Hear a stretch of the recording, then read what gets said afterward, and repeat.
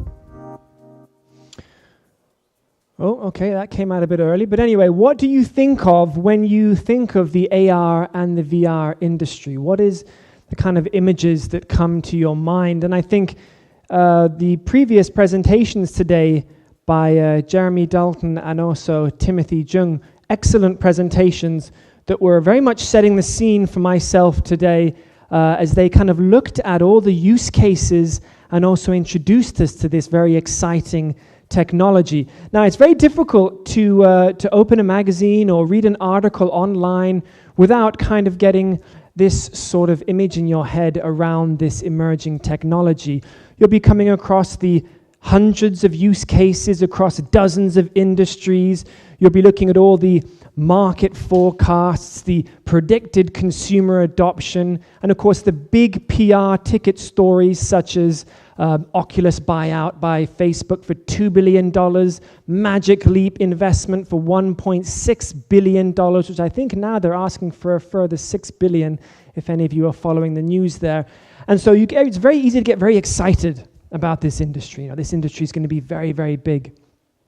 But when we cut through all the hype, when we really get off the hype train and we look at what this industry is going to be looking like over the next few years for yourselves, for people that might already have started a VR or AR production studio, potentially you're considering joining the industry with an entrepreneurial idea, what are the tangible, realistic things you should be aware of to navigate this quite tumultuous and roller coaster industry that is VR and AR at the moment?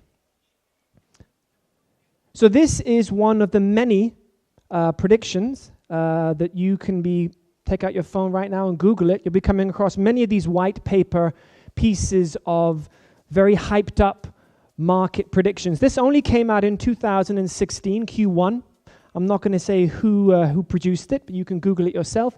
And this is what head-mounted displays, so virtual reality headsets, were supposed to be selling over the last few years.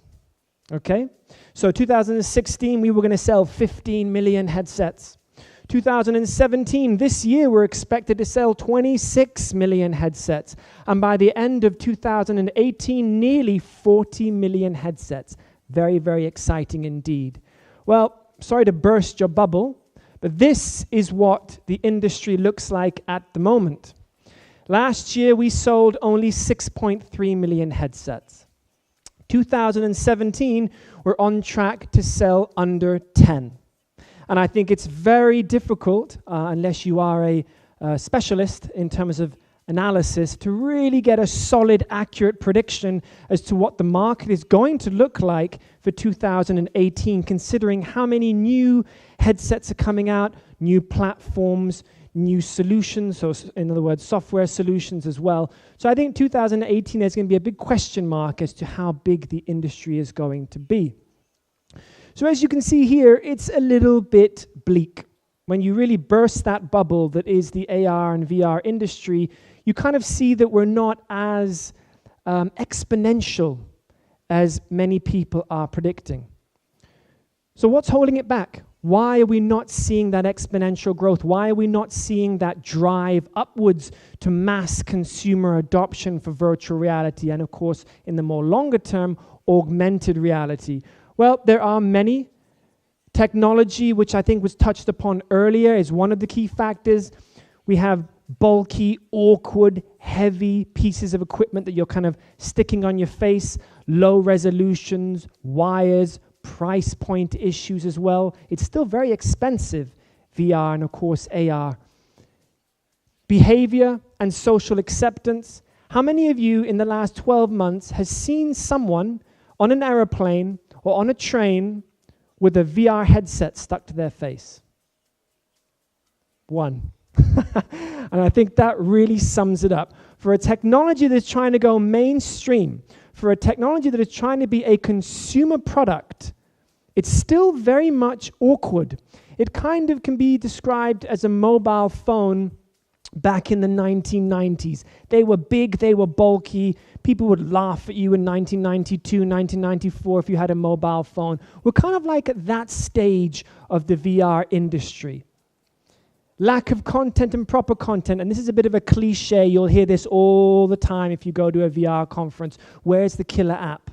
Where is that app that's going to change the industry as we know it? And it's still not there.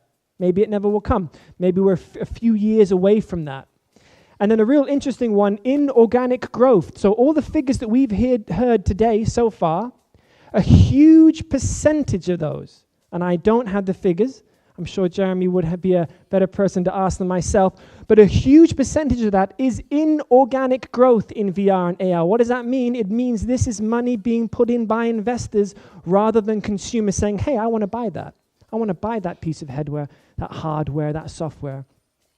These factors are holding back VR and, of course, more longer-term AR as we know it.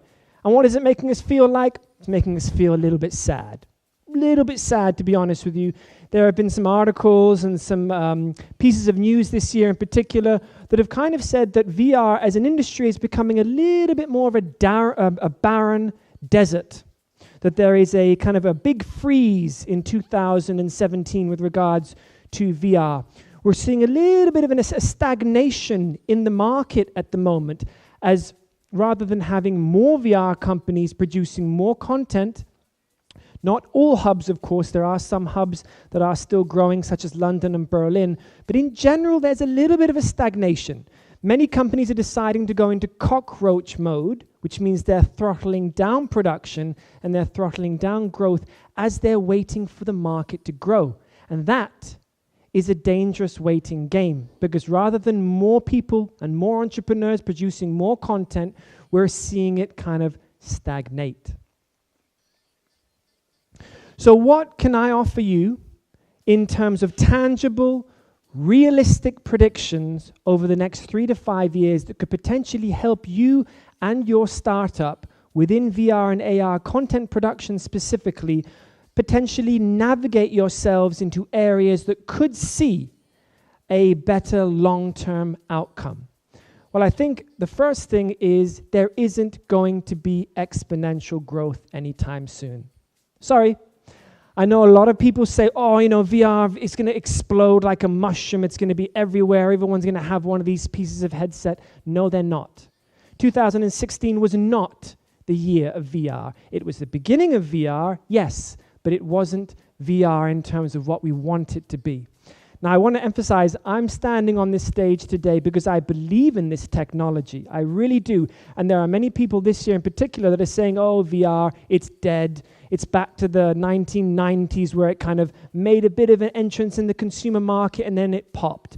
I don't believe that's the case. VR and AR are here to stay, but don't expect it to go exponential anytime soon. And the proof is in the pudding. Oculus, and as I'm sure all of you know, the Oculus Rift, Oculus have not released official numbers on the headset sold. There are predictions and there are kind of like bits of information that are out there, but they've not actually made an official release on the number of headsets that have been sold so far. And I think that says a lot. 2, if you are insisting on being a consumer-focused production company, so if you're going to be producing content for the end user, mobile is the way to go. Why?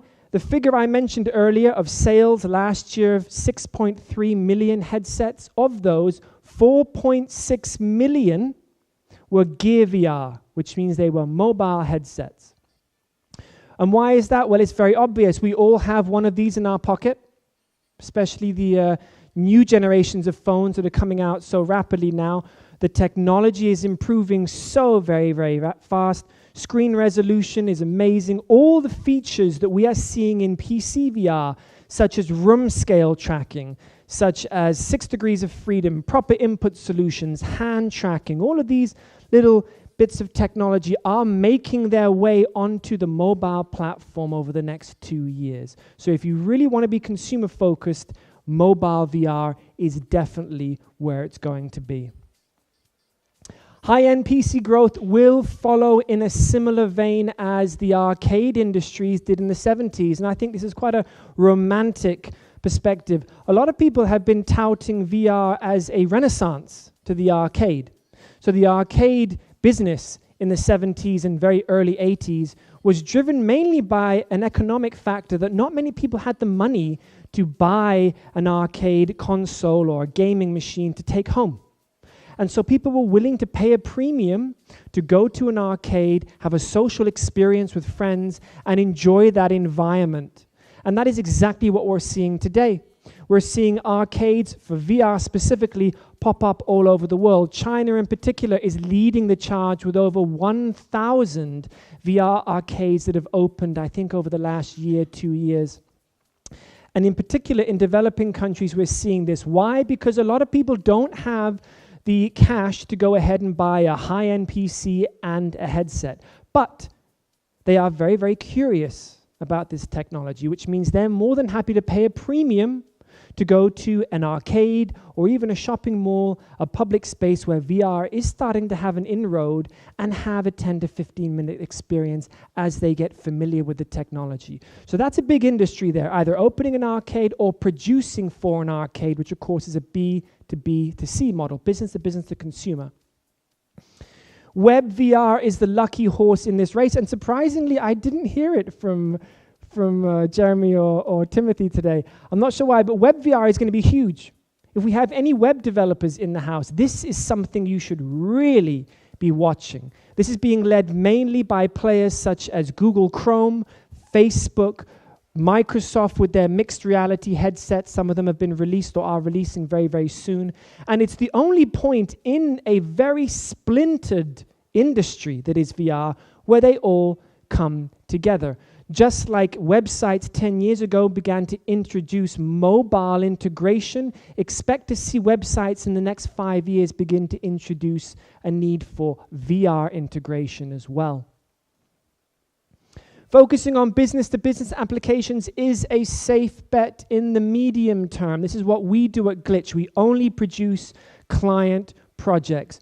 Why? Because if you're a CEO, a CTO, if you're a marketing manager, the chances are you have come across something to do with VR and AR. You've read an article, you've seen it in a magazine, and your company most likely has been exposed to mobile applications in the past. Maybe your company has a mobile app, maybe they've experimented with it, and it means there will be marketing budgets and R&D budgets for you to tap into as you help these organizations explore what VR and AR can do. And of course, earlier we heard of the many wide spectrum of use cases across many, many industries. So definitely consider for the medium term a business-to-business model if you are going to be a content producer. It also allows you to build up your talent and your experience, and we'll talk a little bit more about that later. But of course, the real deal will be augmented reality, and of course, many people are very, very excited about this. Anyone tried the HoloLens? Oh, quite a few. Meta? Okay. What about Magic Leap? No, I don't think so. I really want to try that. Anyway, these are going to be game changers in many, many regards, and they will, of course, eclipse virtual reality as we know it. I'm sure in the far future, VR will just be a slider option on your AR headset.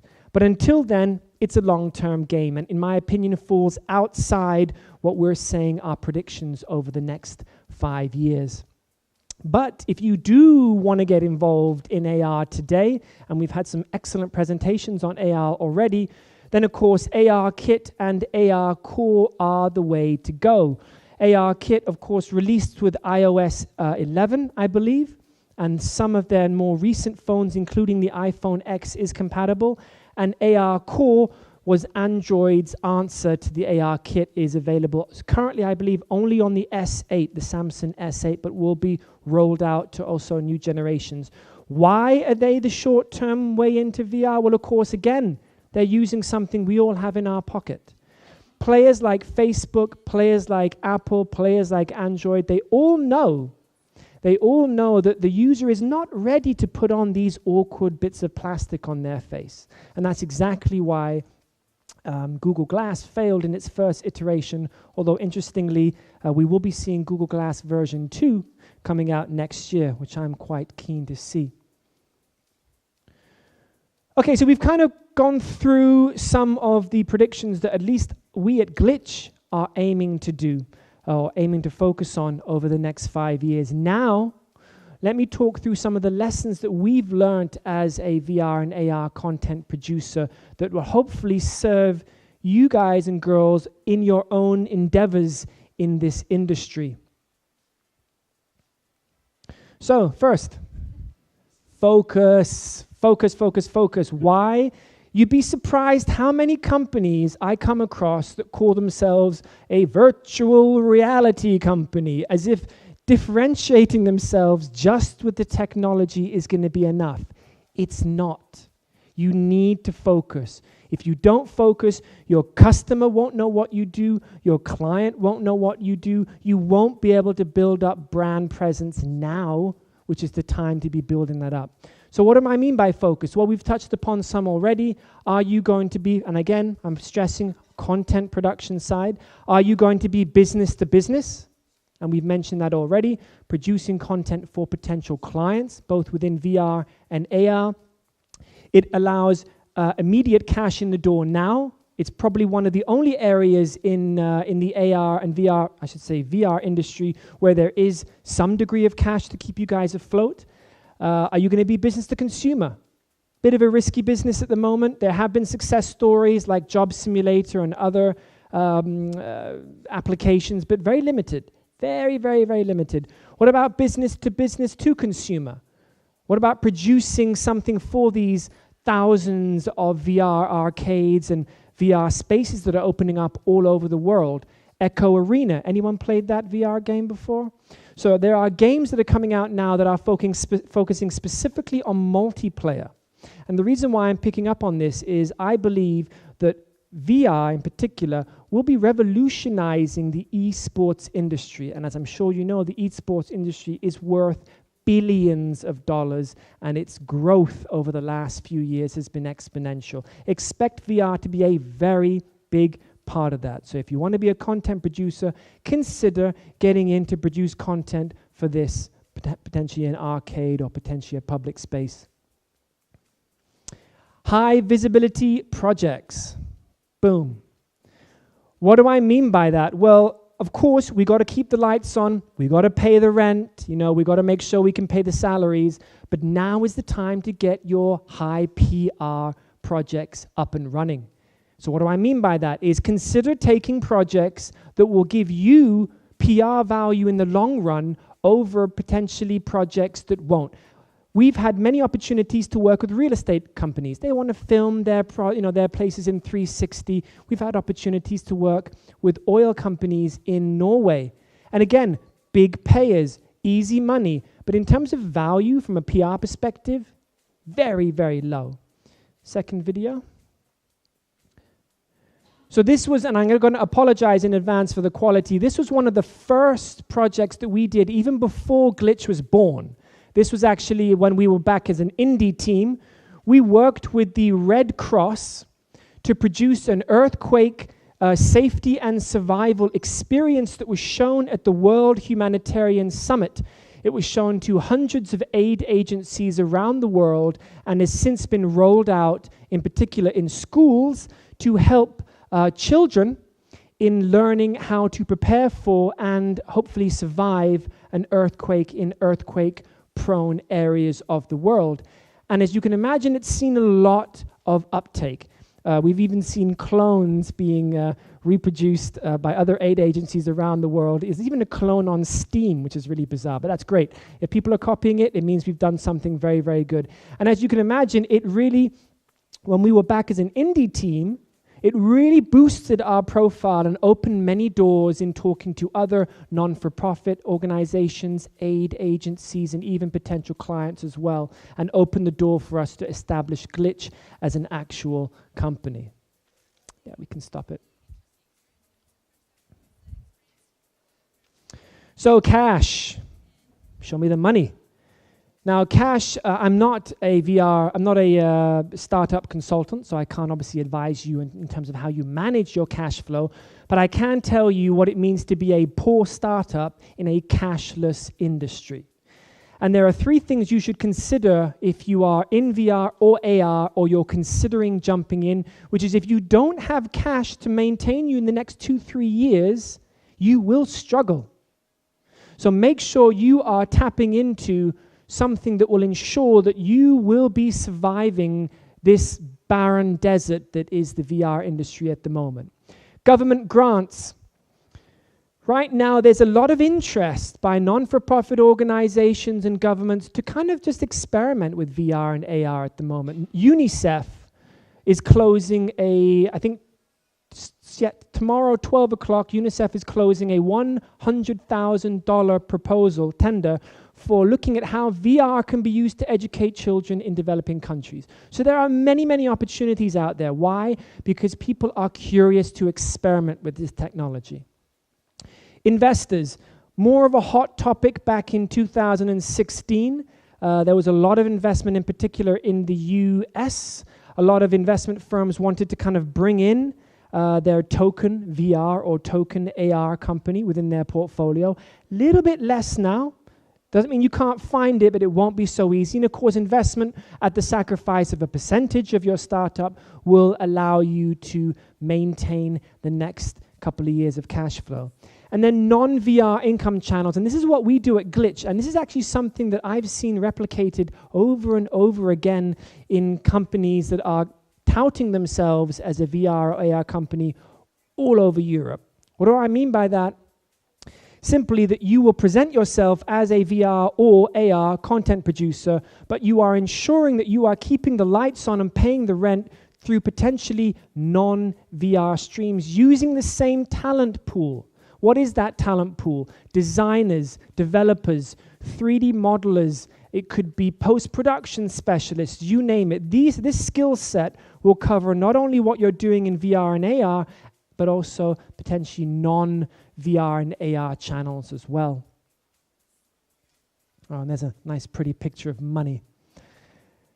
Okay, so freelancers versus full-time staff. So if you are entering the market, especially entering quite a cashless market, unless you want to be an indie team living in your parents' basement, you're going to have to consider what does it mean to hire people into your team.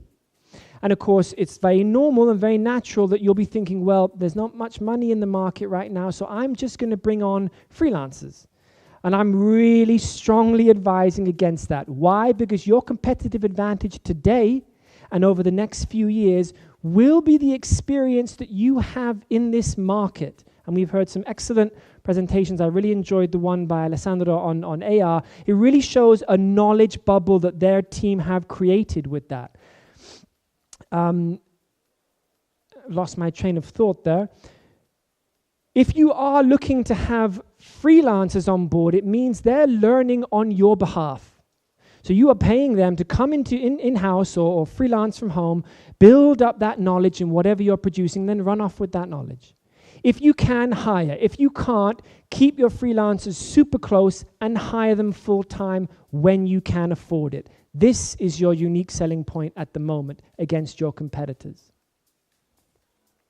What about being an outsourced partner? So this presentation, when I presented it in Oslo, for example, was actually talking about sourcing talent hubs to outsource your production to. And that's exactly what we do at Glitch. We have a sales office in Oslo, a sales office in London, and we do a production out of Istanbul. So I split my time between London and Istanbul, and we've opened a production hub there. Why? Because the talent is very good, and when you compare it to the costs of hiring a developer, for example, in London, it's far, far better for a startup that is struggling with the cash flow. And of course, this, in regards to a dialogue with yourselves here in the Ukraine, would be the opposite. You guys have exceptional talent here. Really, really talented developers, really talented artists, modelers, etc. You can be that outsourcing company. And I know there are a few organizations that are already positioning themselves along those lines. Glitch is actually looking to open a second production hub here in the Ukraine. So if there's anyone in the house that does something similar, we'd be very happy to talk to you after this presentation. Intellectual property. What are you guys going to create? You know, this is a really, really important question. It's so easy right now to just get caught up with, okay, I'm going to be producing content now for the consumer. I'm going to be producing content now for my clients. And you get buried in that. Keep your eyes on the long-term game. I've met so many companies that have come out of the mobile application boom, and they have nothing to show for it. They went from project to project, client to client, and now the saturation in the market means they're sitting on their ass with nothing to show for it. So keep your eyes on the long-term game. What are you going to be producing? Is it going to be the next WhatsApp for AR? Is it going to be some sort of algorithm with the HoloLens that allows you to scan someone's face and bring up their LinkedIn profile? Whatever it is, start thinking about what you want to make your IP in the long run now. And then the industry, and I butt heads with one of my partners on this because he's very adamant on this subject, but I'm going to stress it. Now the doors of the VR and AR industry are wide open. You can email anybody. You can call anybody. I had a dialogue with John Carmack via email. I'm like, oh my goodness, John Carmack, and I'm messaging this guy because people want to talk. People want to connect with you. They want to learn, they want to grow. So if there isn't, for example, a meetup here for VR and AR in Kiev, open one. If there isn't a VR AR association chapter, I'm sure Jeremy will want to talk to someone that will open something like that. Connect with the people around you. If they're students, if they're indies, if they're, whoever. These are the people that will be your business partners, your clients. These are the people that will be your employees or your employers. Now the doors are open and they won't be open forever, so take full advantage of that from a community perspective. And why not just wait? Why not just wait? There are so many companies that are now, as I said, going into hibernation. There are so many companies that are coming out of accelerator programs with cash, sitting on that cash and saying, you know what, we're going to wait for the market to mature. Well, I'll tell you, if you're waiting for the cash and the cash is there, you're already too late. Now is the time to be taking advantage of your first mover advantage, building up your network, building up your brand, building up your knowledge base. Now is the time to be carving out your story in the VR and AR industry before it's too late. So thank you very much.